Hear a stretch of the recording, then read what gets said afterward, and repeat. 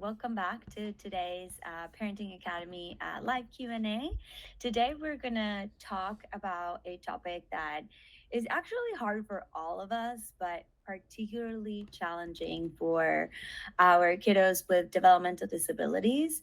We're going to talk about why is it so hard for them to tolerate when they're being told no. No, you can't have that when they ask for something, or when something goes unexpectedly and they can have access to something that is super preferred to them. A lot of the times, parents deal with major meltdowns or aggressive episodes because there is little tolerance for being told, no, you can't have that. Um, and it's definitely, like I said, something that a lot of parents deal with. You're not alone if you feel like you're afraid of the word no, of saying, no, you can't have that. And today, what we're going to go over is really breaking down why that is. Like, what are the skills that play a role into tolerating being told no, and what can you do about it as a parent right away in your home, what strategies you can implement. So the first thing that, like I always say, the first thing in order for us to pick the right strategies for your child, we need to understand why the behavior is happening in the first place. It's very important that you, as a parent, you start observing what are those things that, one, trigger your child, and two, that could potentially be playing a role into why it's hard for your child to tolerate being told no. So, one of the things that happen, or why that are playing a role into why kids have a hard time tolerating being told no, is that kids are growing up in a world of instant gratification more than ever before. What that means is that they get access to what they want when they want it as fast as possible. And this comes from multiple reasons. There is an increase in screen use. So, if your kiddo has an iPad or they watch TV and they watch videos, they have access to that instant gratification a lot of the time. And overall, there is an increase in awareness from adults in children's lives to be more acknowledging of children's emotions. So, for this reason, because we're so much more aware about how we make them feel, we try to cover those emotions and we try to make them feel as uh, as happy as we can, as fast as we can.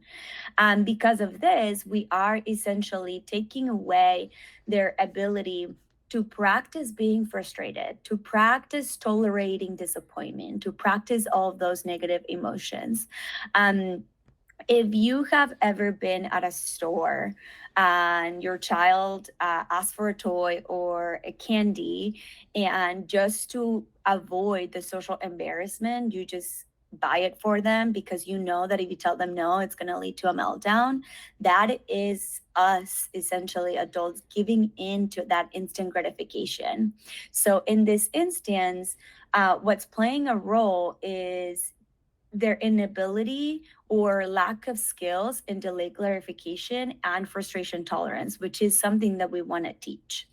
Another thing that plays a role in the child not tolerating being told no is social communication. Sometimes abstract concepts are hard for kiddos to understand and to grasp.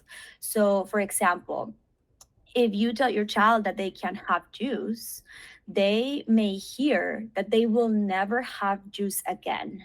And that is not something that is easy for us as adults to like see, because it's so easy for us to understand, like, okay, well, you don't have juice right now, you'll have it tomorrow. But sometimes kids, based on their development, don't understand that. And those abstract concepts are hard to understand for them. So in this instance, we want to make sure that we're teaching abstract concepts to them, such as, like, not right now. Not right now does not mean never. Or concepts such as, like, empty. If you go to a cover and there's no cookies, like the cover is empty of cookies, does not mean that that cover cannot be filled again. Those are abstract concepts that we want to know if the child understands, and if they don't understand it, maybe those are the gaps that we need to fill in. Another reason that plays a role in the child not tolerating being told no is that children with developmental disabilities often live in a world that doesn't really make sense to them. It's a little confusing and it's unpredictable. There is no clear understanding of why, yes, some of the times to their screen, their toy, their juice, and why no other times. Imagine that you go to work and you get paid for some of the days that you go to work, and you don't get paid for of the days that you do go to work, and you don't understand why. You don't understand why you get paid for some of the days, and you don't understand why you don't get paid for some of the other days. That would be very confusing to you, and you too would feel very frustrated about that. So it's very important to know that we need to understand it, that child understands or has predictability or understands those why yes, why not, and when can I expect a yes and when can I expect a no, so that their world is easier to understand. Another reason why, or another variable that plays a role in the child not tolerating being told no, is that saying no to them feels like they are losing control. And so it creates anxiety. And the reason for this is because children with developmental disabilities oftentimes have things that they lash on to for control, because they want to keep that predictability and that consistency. They lash onto routines. And so when those routines are disrupted, they have a hard time with it. It's challenging. So they deal with the meltdowns or the aggressive episodes. And in those instances, what we want to teach is flexibility. Um, so that they can tolerate those times in which things don't go according to plan. Um, Now, another thing to understand and to know about what plays a role in your child tolerating no is that their reactions are not personal. It's not like they're being stubborn or purposefully defiant or anything like that. More than likely, what is happening is that they don't have the skills yet to deal with that discomfort. So it's an emotional regulation kind of issue where they don't have the skills to cope and regulate with those emotions. So in those instances, what we want to focus on is teach emotional regulation and teach what to do when they encounter those negative emotions of disappointment and triggering situations for those aggressive episodes or meltdowns. Other factors that play a role in why your child may not tolerate no is their strong desire for autonomy. Like I mentioned, kids lash on to routines or predictable activities because they don't like being told what to do. It feels like they are out of control and they control very little in their environment. So they really want that control. When they hear no, it feels like they're out of control. So they're more likely to lash out.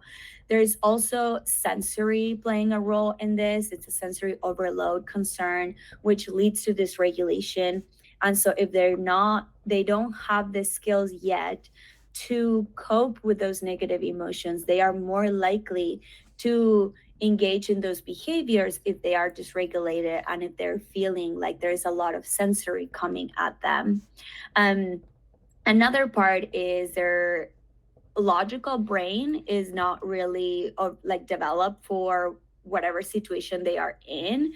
So the logical part of the brain that helps them with emotional regulation is not activated, which also plays a role when they are being told no in the moment.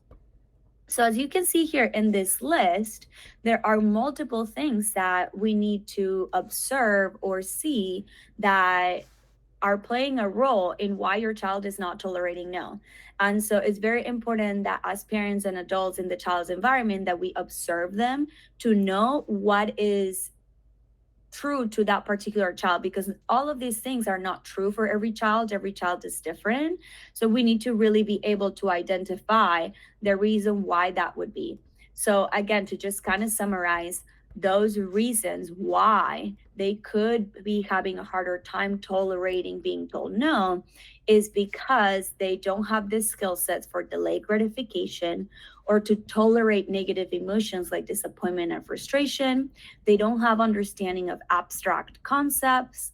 They don't have the skill set to deal with unpredictable outcomes. So if you don't have that consistency, it will be harder for them. They don't have the skills yet to tolerate flexibility or to regulate their own emotions. So, all of those areas are areas in which we can intervene to support your child in being more tolerant to being told no. Now, it's very important. I had a parent ask me, "Well, why is it important for me to teach my child to wait or to being told no?" The reason for this is because we cannot control every environment and every person that is going to be around our child. And life unexpected like twists and turns are going to happen for your child. So it's really truly a lifelong skill that is going to allow them to be more independent in the future. There is going to be times in which our favorite restaurant is going to be closed and we're not going to be able to go there. There is going to be times where the cookies in the pantry are going to be gone and we need to be able to tolerate that. So it's really just a life skill that will set them up for success in the future. Now, some of the things what I want to go over into next is what are the tendencies of us as adults, like what are the mistakes that are most commonly made and what can we do instead to better support our child in tolerating being told no. Okay, the first thing is that we avoid saying the word no entirely. Kind of like the example I said at the beginning of if you've ever been at a store and you're kind of like afraid to tell your child no. So you just buy the toy or just buy the candy. Or you feel like, again, you're afraid to tell them no because of what that could lead to. That actually what that does is teaches them that instant gratification again. So what we're doing is giving in to them not practicing what it's like to deal with those negative emotions. So, in a way, we are kind of setting them up for failure in the future because we're not teaching them the right skills. So, what can you do instead? I get it. You feel scared. You feel like no matter what you do, you're going to say no and it's going to lead to a meltdown or an aggressive episode or something like that. There are strategies that you can do that can be minimal that can lead to that long-term success. And one of them is to teach and model calm responses. You can define really what accepting no is like for your child. No does not mean that they cannot do something else, or no does not mean no, absolute. Like it could be just not right now, or just in a minute, you have to wait. So, really defining what that tolerance for being told no is for your child. So, what can they do instead of engaging in a meltdown or engaging in an aggressive episode, giving them alternatives or showing them what they can do to regulate their emotions, such as taking deep breaths, again, choosing another activity. So, really teaching and modeling what they can do instead so that you don't have to avoid the no altogether. Also, another strategy that we can do is increase our positive reinforcement. So, how much we praise them or we reward them when we see them tolerating being told no.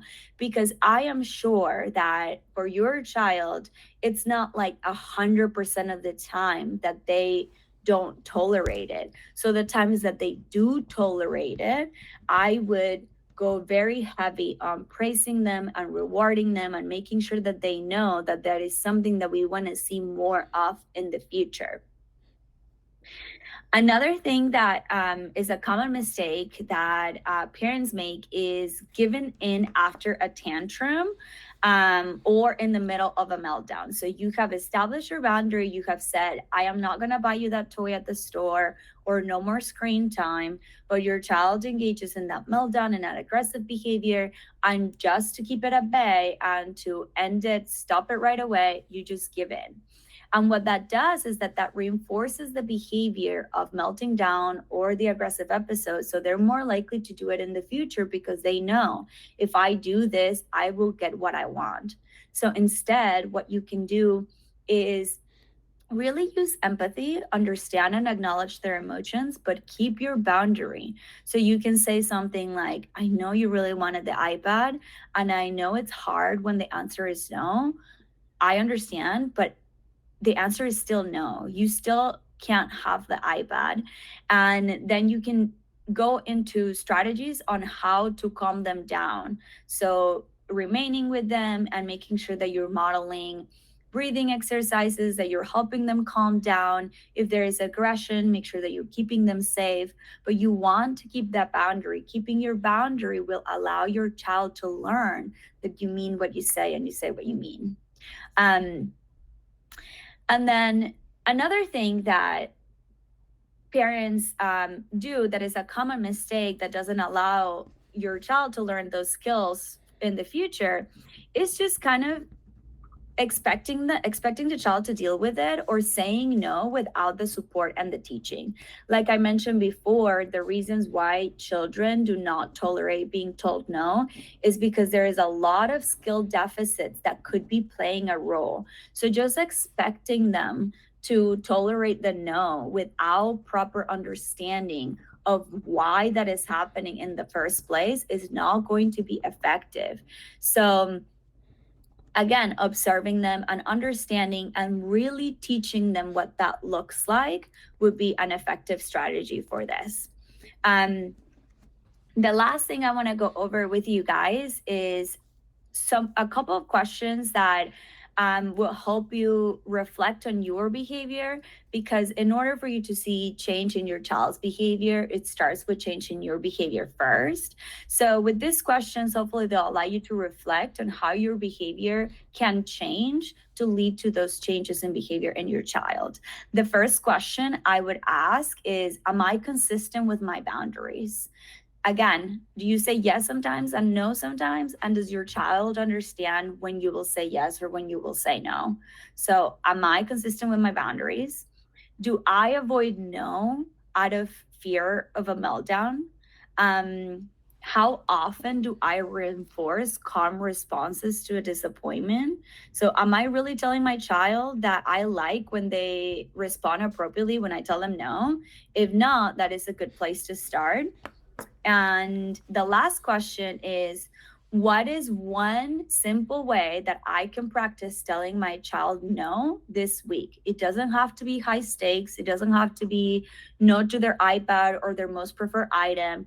Maybe you choose two equally preferred items like a red car and a blue car. And they are both very preferred by your child. And so when they ask you for the blue car, you can say, not right now, but you can have the red car.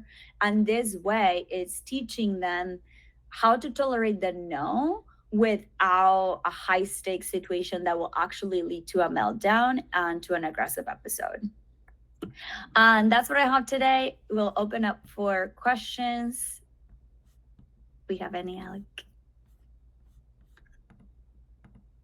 Give me one moment.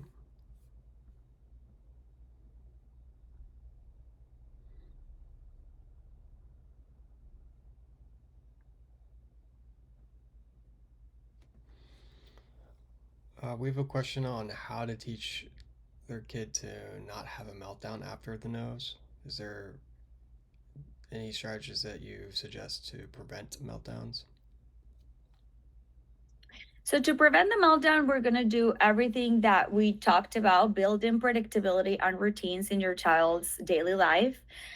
Make sure that you teach them when you are likely to say no for something. So, for example, If they always ask you for a cookie first thing in the morning, you may want to let them know, remember, we can't have cookie if we don't have breakfast. So first breakfast, then cookie. Like make sure that you are teaching them what to expect from you.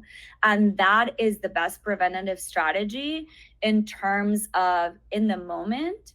But for long term preventative strategies is going to be really teaching them all of those skills, teaching them emotional regulation, teaching them tolerance to frustration, teaching them flexibility, teaching them about abstract concepts and things like that.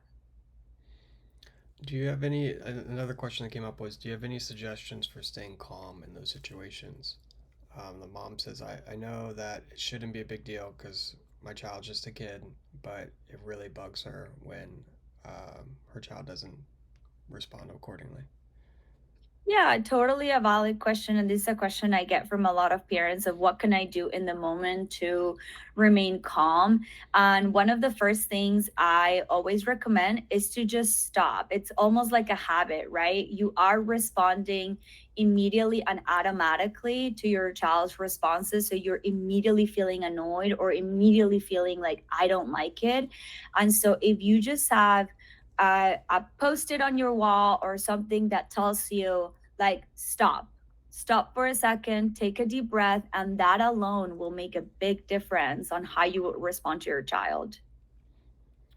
There's another one saying, isn't that just disrespect? Aren't we just teaching them not how to respect us as parents? Yeah, definitely. Great question. I get this one a lot as well. As far as your child is not doing it purposefully. And that is the first thing that we need to understand, that they are not doing it purposefully. The reason why they're doing it is because there's a skill that they're lacking. And so, just because we are changing our approach does not mean that we are not teaching the boundary. It does not mean that you are still letting them do whatever they want. Like you're still establishing the boundary. You're just trying to talk to them differently so that you can actually reach that internal condition that they are dealing with. Hmm. We have another one that is more of a kind of a comment than a question, but it says, everyone keeps saying pick your battles, but how do I know which one is the battles to pick? Great question. I would say, in general, for picking your battles, um, pick as first and foremost, the first step is to pick as little as possible. Power struggles don't get us anywhere. So when we say, like, pick your battle, what is the battle that you are going to be willing to deal with? So I always recommend that you go as little as possible. Whatever you cannot deal with, don't pick the battle. Now, the battles that you do pick, make sure that you are ready to implement them accordingly and to follow through. It's very important when we pick a battle that we follow through with what we say. Because if we don't follow through with what we say, what we teach our children is the opposite. That we are teaching them that they can do what they want. We're teaching them that they can change our minds, and that if they argue or meltdown or get aggressive, that we will change our minds. So I would say pick as little as possible and pick the ones that you are willing to follow through with. We have a parent asking, do kids eventually grow out of this stage? Like the terrible twos, is the nose stage just a stage, or is it something that we need to be aware of moving forward? For children with developmental disabilities is definitely more of a lack of skill rather than a phase. It's not something that they're just going to grow out of. So I would say, as long as we are teaching the skills that are required, they'll definitely, you'll see less and less of these behaviors.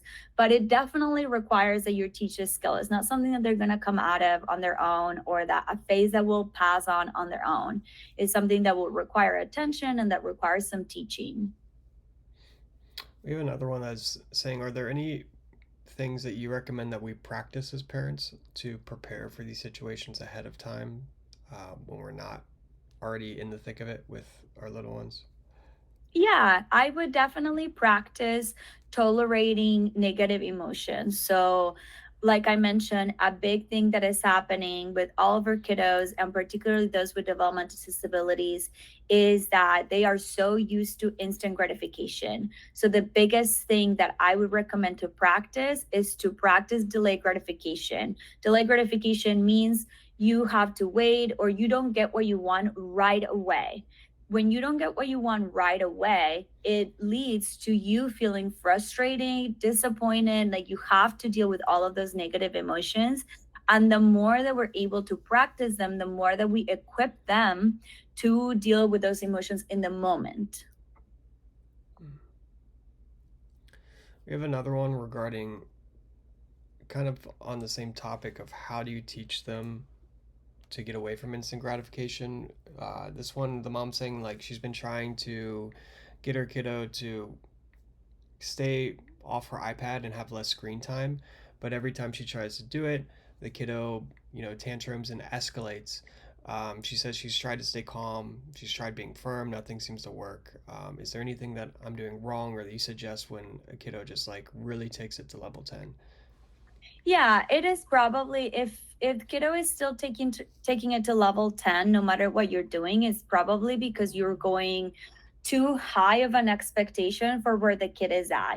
So for example, if what you're trying to do is to reduce iPad time and your kiddo watches iPad for 2 hours a day, you don't want to go 2 hours to 30 minutes. You want to go maybe 2 hours to an hour and 55 minutes, very slow. So you want to pick the minimum amount that your child will tolerate without engaging in the behavior and start there. So if your child is still going 0 to 100, is too high of an expectation, so lower it.